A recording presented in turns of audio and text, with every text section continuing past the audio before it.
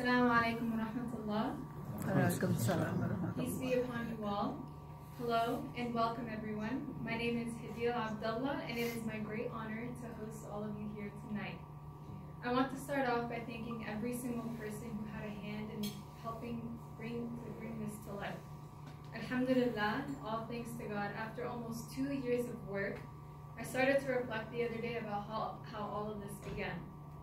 At the beginning of my junior year, when I was interning at the Lexington Fayette Irving County Government Office with Vice Mayor Steve Kay sitting in the audience today, and Nathan Dickerson also sitting in the audience today, they expressed to me that they had wanted the city to become more welcoming towards the immigrant community.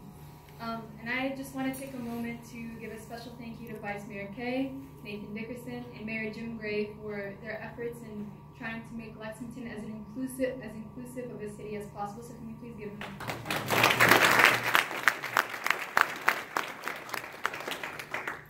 I'm going to embarrass one of my favorite uncles in the audience tonight, but while working for them, I had the idea of calling Salim Uncle.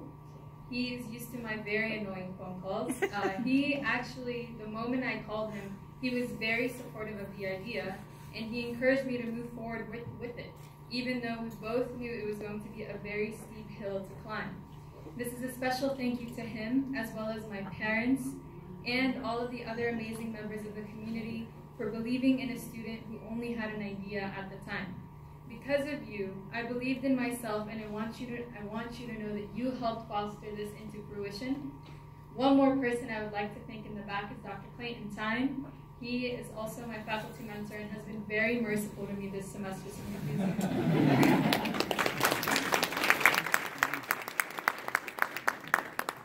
after almost 2 years of conversations, meetings, phone calls, and actual research to develop all of this, I approached different university partners that ended up leading me to Mr. Witt, Ellie, and Hannah, the incredible people who helped change the course of this scholarship to cater to a broader audience.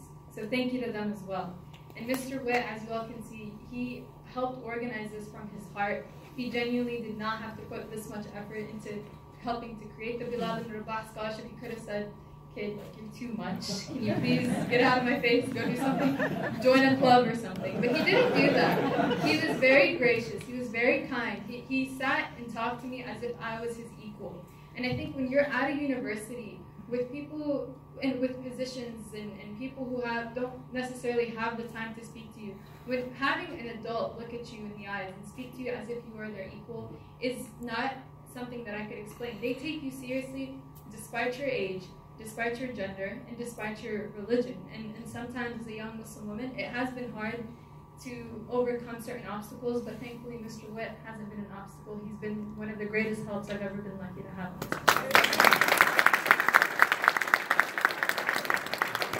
So yeah, after I called Salim Uncle, and after I met Mr. Witt, Ellie, and Hannah, the idea took off. The university was invested, local government was invested, and the majority of the Muslim community I had spoken to at that point was also invested as well. Dr. Nadir Rashid and Dr. Ali, Sayyid Ali as well. This would be the first ever scholarship created between all three entities coming together. So between the Muslim community, between the university community, and between local government. And this is amazing because it would in fact cater for students from all walks of life. Sorry guys, I'm a little shocked. Okay. So with your help, we could make this happen. One of the basic teachings I grew up with, as did many of you, is the unity of mankind and equality of people in the sight of God. For Bilal Ibn Rabah, this teaching had never been simple lip service. He embodied the essence of this teaching, and it's one of the many reasons why we decided to name the scholarship after him. From the very outset, he lived in a community that included men and women of various tribal, racial, social, ethnic, and religious groups, but the racism and the socio-political statuses of those around him prevented him from ever aspiring towards anything beyond being a slave.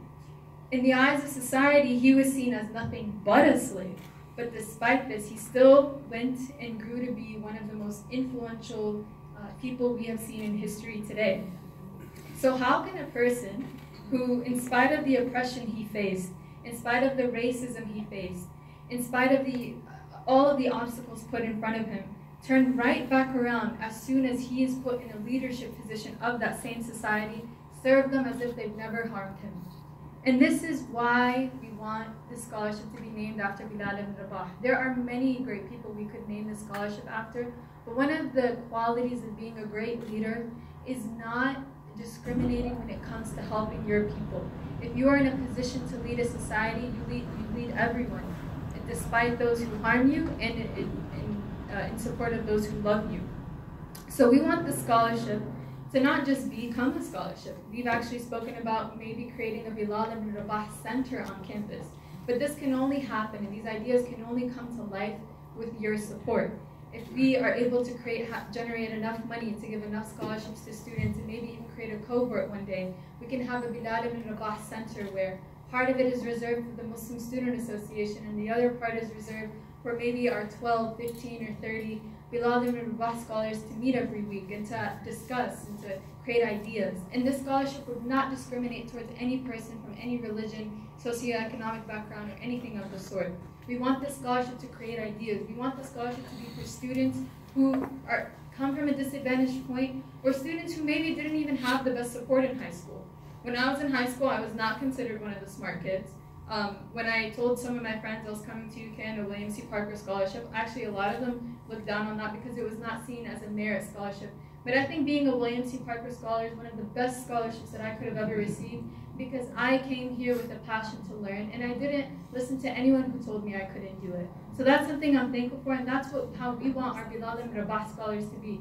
We want the kid who was told in high school, you struggled here, so maybe go do this and hope that some college will look at you someday. We want our Bilal Ibn Rabah scholarship to be change makers. We want them to have amazing character. We want them to be people who care about others, and we want them to look beyond just their academics. We want them to be amazing leaders. And lastly, I want to touch on the idea of debt. So Islam takes the matter of debt very seriously and actually warns against it and urges Muslims to avoid it as much as possible.